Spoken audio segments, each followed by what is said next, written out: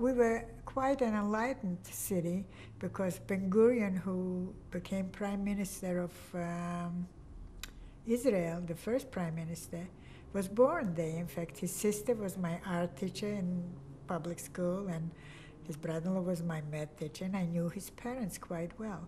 Their name was Green in Europe, and he called himself.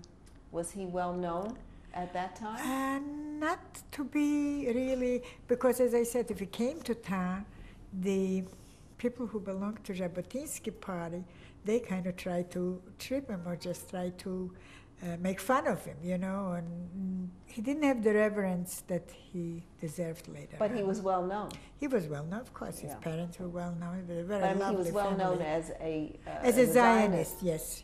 Like the Shem we adored him because he was like the leader at the time. Well, we were not, we say poor. I don't know how you say in Poland, poor or rich. I think the average person here would live in West Bratslav were richer than the people in Poland. There was some of them exceptionally, but most of them, you made a living. We never had any problem. My father always provided with everything we needed. As far as living, we never had any water in the house. We'd have light before the war. We got lights. No inside, you couldn't put a faucet on or go to the toilet inside. There was everything outside. So you didn't complain about the wind was blowing outside, so you went to the bathroom outside. You wouldn't complain about it. Yeah, all kind, you know, rich and poor and all kind of people. It was, you know, very nice. There was a Hebrew school. We had a gymnasium in the school. It was, you know, a really culture city with a lot of organizations, all kind of organizations, Jewish.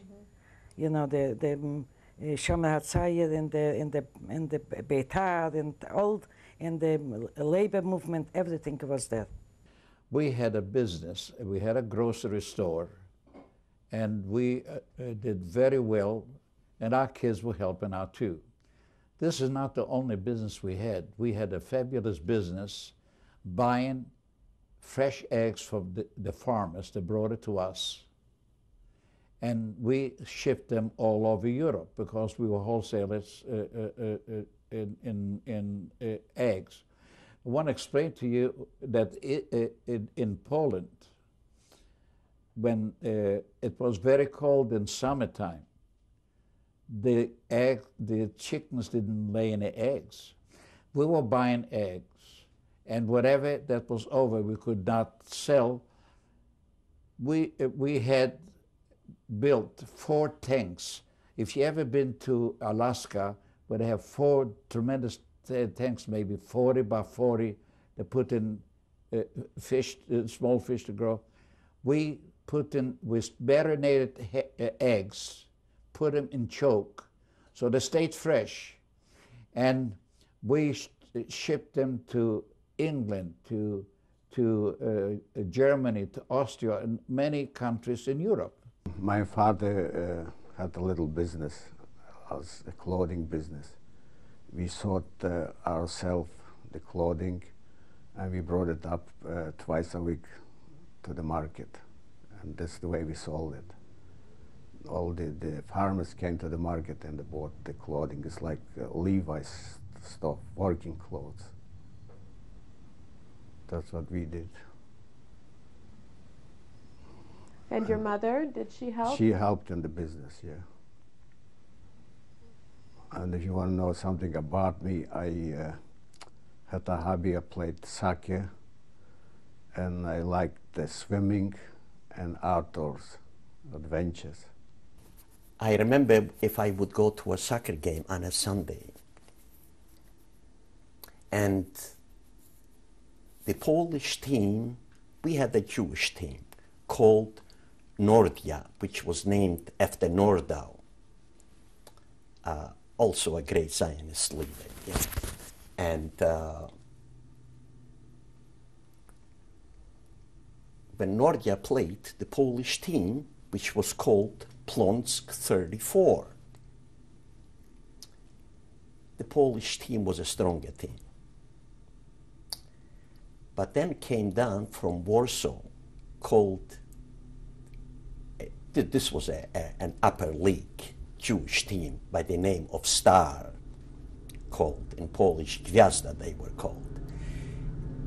And they came and they gave the Polish team in our town a bloody nose, I mean soccer-wise, that all the Jews started leaving about a half an hour before the game ended, because we were all concerned that there was going to be a confrontation.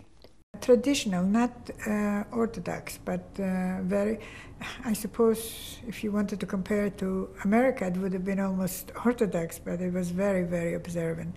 My father went to shul every Saturday, every Friday, and he would bring home, sometimes we used to make a joke, he would bring home beggars who traveled from one place to the other, and whenever there were, as many there were left over, he would bring them home.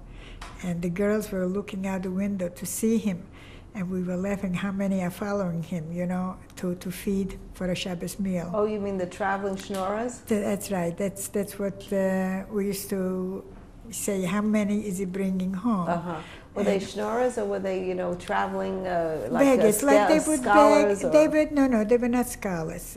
We had, let's say, at home we had a couple of yeshiva buchas who would come and eat in our house. One we would come, let's say, on a Tuesday, the other one would come Thursday, and they were steady, like for the day. They got their meals in our house, you know. It was a very open house. We were a very religious family, and my father went to the synagogue 3 times a day, and we went with him too. We went a lot to the synagogue, and also we went to school. We went to, in fact, I went after, I finished, I think, about the fifth grade or 6th grade. But would you believe that I was a chosid, that I had payas, which is curls, what do you call it? Curls? Payas. Payas, curls. And I was learning to be a good Jew.